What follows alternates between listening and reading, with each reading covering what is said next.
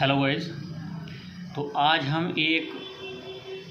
और मुकदमे के बारे में बात करने जा रहे हैं। ये मुकदमा हरियाणा पंजाब हाई कोर्ट का मामला है। इस मामले में हाई कोर्ट ने एक ऐसी याचिका को खारिज कर दिया जो एक शादीशुदा महिला जो अपने पति को बिना तलाक दिए हुए अपने प्रेमी के साथ रह रही थी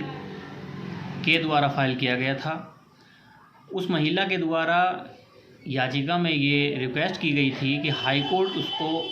अपने पति से और उसके परिवार वालों से सुरक्षा प्रदान करे। अब जैसे आपको पता है कि 2018 में जोसेफ साइन बनाम भारत संघ के मामले में सुप्रीम कोर्ट ने आईपीसी धारा 497A में जो व्यभिचार को परिभाषित करती है, एडल्ट्री को बताती है, तो उस एडल्ट्री को अब यानी उस जोसेफ साइन के मुकदमे के बाद से दंड की परिभाषा से बाहर कर दिया गया है। तो इस मामले में उस महिला के द्वारा अपने प्रेमी के साथ अनैतिक संबंध जो पति को बिना तलाक दिए हुए जारी थे, हालांकि एडल्ट्री पे तो हाई कोर्ट ने कोई ऐसा डिसीजन नहीं दिया है, लेकिन ज़रूरी ये है कि उस हाई कोर्ट के जो डिसीजन था जिसमें उस महिला ने अपनी सुरक्षा की डिमांड की थी, मांग की थी, उसमें कोर्ट ने क्या कहा। तो हम एक एक करके उनके पॉइंट की बात करेंगे। कोर्ट ने ये कहा कि जो पत्नी है वो अनैतिक संबंध में पकड़ी गई है, यानी अनैतिक संबंध में रह रही थी अपने प्रेमी के साथ, और अब क्योंकि उसकी याचिका भी खारिज हो गई है तो कहीं ऐसा ना हो कि वो अब याचिका के खारिज होने के बाद अपने पति पर झूठा मुकदमा इस बात का करे कि उसका पति उसको मारपीट करता है, दहेज के लिए परेशान करता है, यानी 498A में भी FIR करवा सकती है, या दूसरी और बहुत से पारिवारिक मामले होते हैं जिसमें उसको फंसा सकती है। तो इससे पति की सुरक्षा प्रदान की जाए। तो हाई कोर्ट ने पति को सुरक्षा देते हुए ये बात कही है कि अगर अब महिला वो पति के खिलाफ कोई मुकदमा फाइल करती है, या अगर वो इस याचिका के खारिज होने से पहले ही पति के खिलाफ कोई मुकदमा, कोई FIR ऑलरेडी वो फाइल कर चुकी है, तो कोई भी कदम उठाने से पहले जो इन्वेस्टिगेशन ऑफिसर होंगे, ये ज़रूरी है कि वो अच्छे से बारीकी से पहले जांच कर लें कि कहीं उस महिला ने उस पति को फंसाने के लिए झूठा केस फाइल ना किया हो। क्योंकि देखने में ये आया है और बहुत सारी रिपोर्ट्स हैं, कभी कभी कोर्ट्स ने भी ये बात कह दी है कि जो इस तरह के मुकदमे हैं वो कुछ हद तक झूठे फाइल कर दिए जा रहे हैं, कभी पति से बदला लेने के लिए, तो कभी ऐसे ही अनैतिक संबंधों को उजागर होने के बाद में झूठे केस फाइल कर दिए जाते हैं, और पति के परिवार तमाम लोगों पर FIR दर्ज हो जाती है। बाद में मालूम पड़ता है कि वो मुकदमे झूठे होते हैं। तो ये बहुत अच्छी बात कोर्ट ने कही है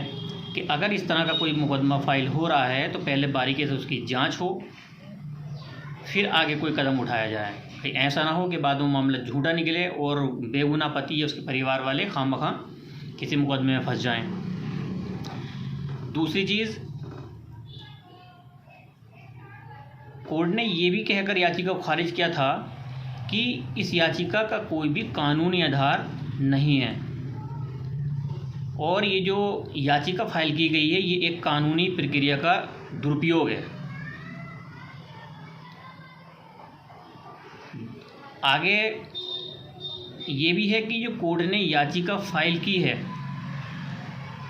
वो परेशान करने वाली थी, कोर्ट को लगा, तो वो उस महिला को याचिका खारिज करते टाइम जुर्माना भी लगाना चाहती थी, लेकिन कोर्ट ने यहाँ भी एक उदार दृष्टिकोण अपनाया और उस महिला पर उस याचिका को खारिज करते हुए किसी प्रकार का जुर्माना नहीं लगाया, और बिना जुर्माने के उसकी याचिका को खारिज कर दिया।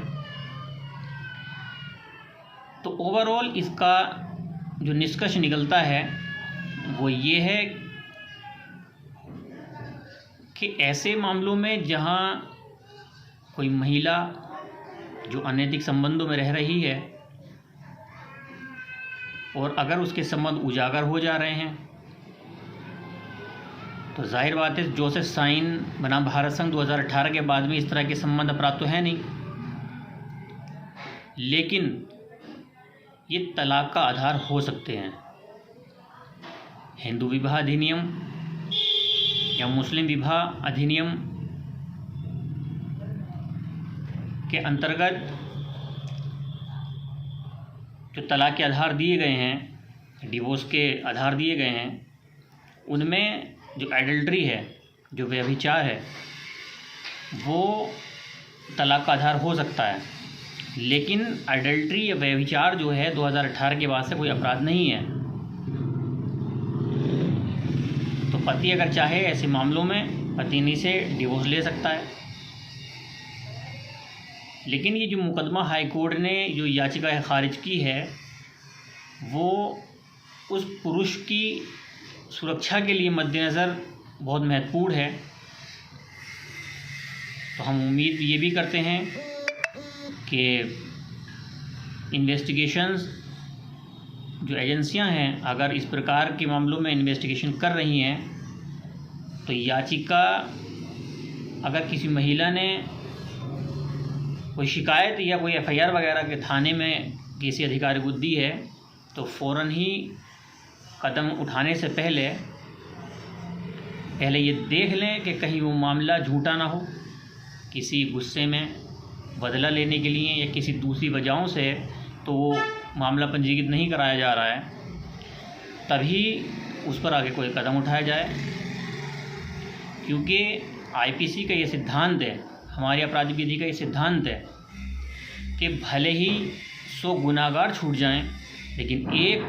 बेगुनाह को सज़ा नहीं होनी चाहिए। तो इसी सिद्धांत को आगे रखते हुए इन्वेस्टिगेशन की प्रक्रिया को प्रोसीजर को आगे बढ़ाया जाए। जय हिंद।